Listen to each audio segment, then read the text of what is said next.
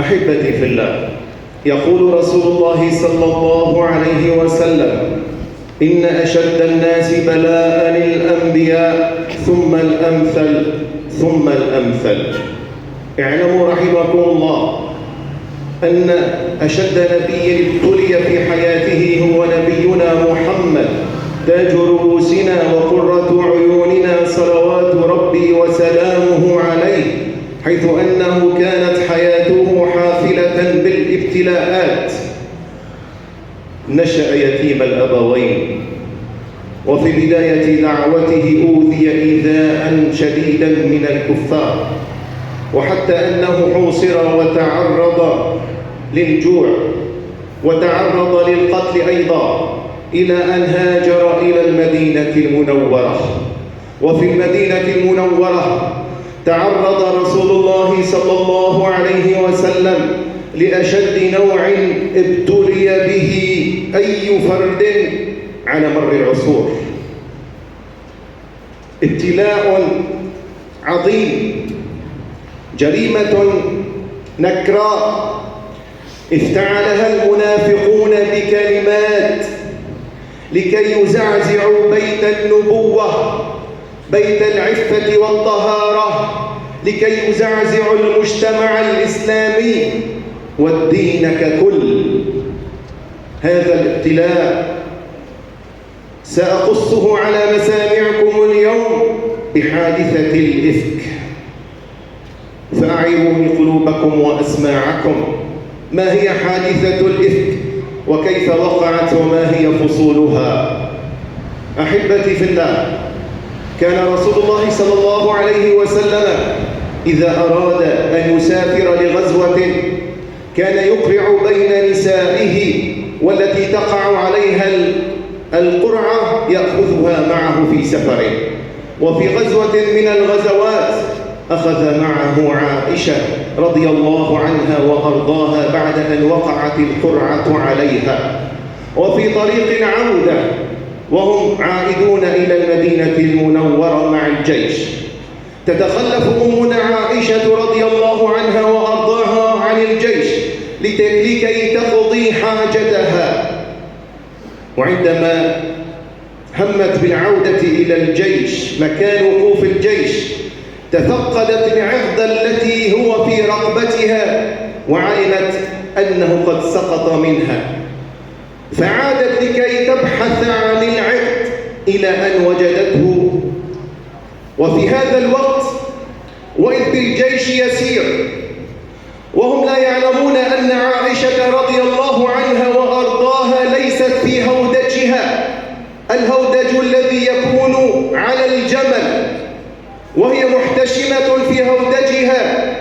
ظن الناس أنها في هودجها فمشى الجيش، لا يعلمون أنها ليست في هودجها. وعندما رجعت عائشة رضي الله عنها وأرضاها إلى مكان الجيش فلم تر أحدا منهم، فجلست في مكانها وقالت في نفسها أنهم إذا افتقدوها سيرجعون لكي يأخذوها. فغلبها النوم. وكان صفوان ابن معطل الصحابي الجليل كلفه رسول الله صلى الله عليه وسلم أن يبقى خلف الجيش، إن سقط أي متاع من أفراد الجيش يأتي به صفوان. يقترب صفوان ويرى سواد إنسان، يقترب أكثر، وإذ بعائشة يراها، هو يعرفها قبل الحجاب، وإذ به يسترجع يقول: إن لله وإنا إليه راجعون، وهو يضرب بكف على كف. هنا استيقظت عائشة تقول: نظرت إليه فغطيت وجهي بجلبابي، والله ما سمعت منه ولا كلمة إلا استرجاعه. تقول: قدمني الراحلة وابتعد، ثم ركبت أمنا عائشة على الناقة، وأخذ صفوان يأخذ بالناقة وهو يقودها، يريد أن يلحق بالجيش. متى وصل إلى الجيش وصل في وقت الظهيرة أمام أعين الناس جميعا. هنا وإذ بكبير المنافقين عبد الله بن أبي بن سلول قبحه الله، وإذ به يسأل ويقول: من هذا؟ قالوا له صفوان. ومن تلك؟ قالوا له عائشة. وإذ به يقول كلاما عفنا قذر نتن. قال: والله ما نجت منه ولا نجا منها. زوجة نبيكم تبيت مع رجل حتى الصباح ثم يأتي وهو يقولها. ولا حول ولا قوة إلا بالله. كلام عفن نتن قذر.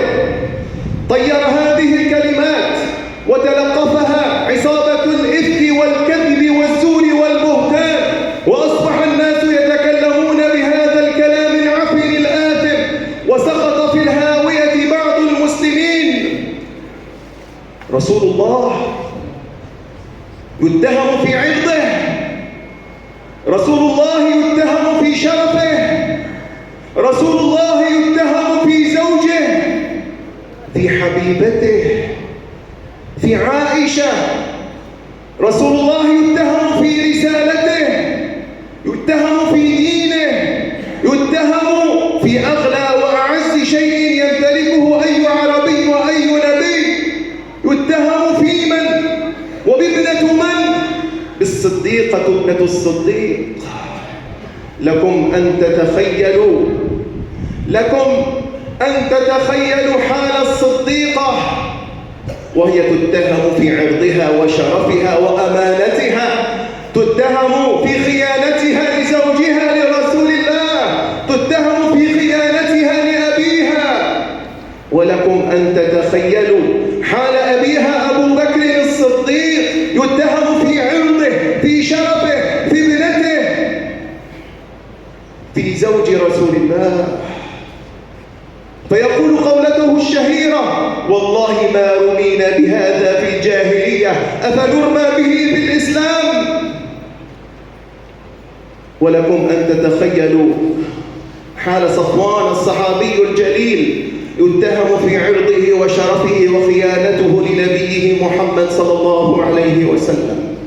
ولكم أن تتخيلوا حال رسول الله صلى الله عليه وسلم وهو يتهم في هذا الأمر القذر، يتحمل آلاما تنوء عن حملها الجبال الراسيات، والمنافقون يتكلمون ويغمزون بهذا الكلام العفن، ولحكمة لا يعلمها إلا الخبير العليم لا يتنزل الوحي على رسول الله صلى الله عليه وسلم شهرا كاملا والنبي يتحمل الإيذاء. وعندما علمت عائشة بالخبر وإذ بها تسأل أمها وهي الفتاة البريئة المطهرة: يا أماه أو قد علم رسول الله؟ قالت: بلى. يا أماه أو علم أبي؟ قالت: بلى. يا أماه أو تكلم الناس بهذا؟ قالت: بلى. تقول: فألمني مرض شديد وحزن شديد حتى كاد الحزن أن يميتني. مرضت مرضا شديدا، استأذنت من رسول الله أن تمرض في بيت أبيها فأذن لها شهرا كاملا وهي في بيت أبيها، ورسول الله صلى الله عليه وسلم حالته صعبة، أمر عظيم. لكم أن تتخيلوا هذا الأمر العظيم يا عباد الله. لو أن أحدا منا أصيب بهذا الأمر الفظيع. رسول الله بعد شهر كامل لم يرى عائشة وهي في بيت أبيها، يذهب إلى بيت أبيها ويمضي عليه اليوم ثقيلا، يذهب والحزن يعتصر قلبه، يستأذن بالدخول فيدخل فيرى زوجته على الفراش وهي مريضة، يرى حبيبة قلبه، يرى عائشة طالما أنه كان يلاعبها ويحبها وهي التي عند عندما سمعت أن أطفال الحبشة يلعبون في المسجد كانت على ظهر رسول الله، حملها رسول الله على ظهر لكي تنظر إلى الأطفال وهم يلعبون في المسجد، وهي التي قال عنها رسول الله عندما سئل: من أحب الناس إليك يا رسول الله؟ قال: عائشة. ينظر إليها والألم يعتصر قلبه فيجلس ويقول: يا عائشة،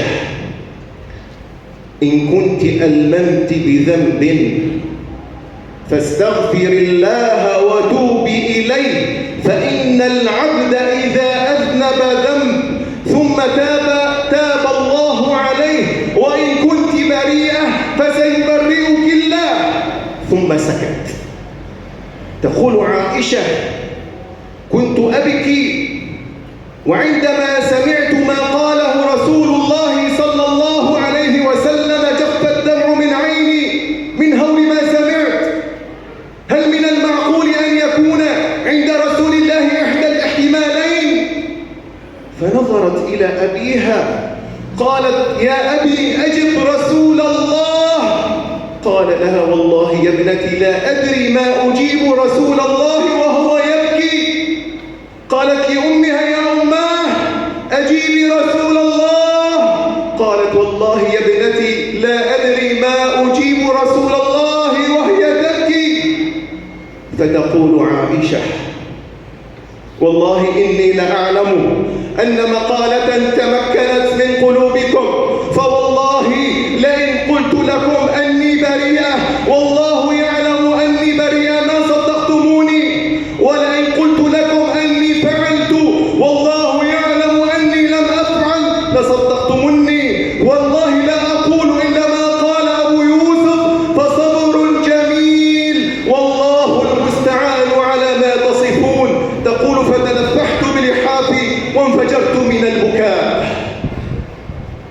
والنبي صلى الله عليه وسلم ما تحرك من مجلسه، وإذ بالوحي بدأ يتنزل على رسول الله وهو يعرف بالشدة التي كانت تعتريه، وما أن سري عن وجه رسول الله سري عنه الوحي، وإذ بوجه رسول الله صلى الله عليه وسلم يتهلهل، وإذ به يقول: أبشري يا عائشة، أبشري يا عائشة، فقد برأك الله من فوق 7 سماوات.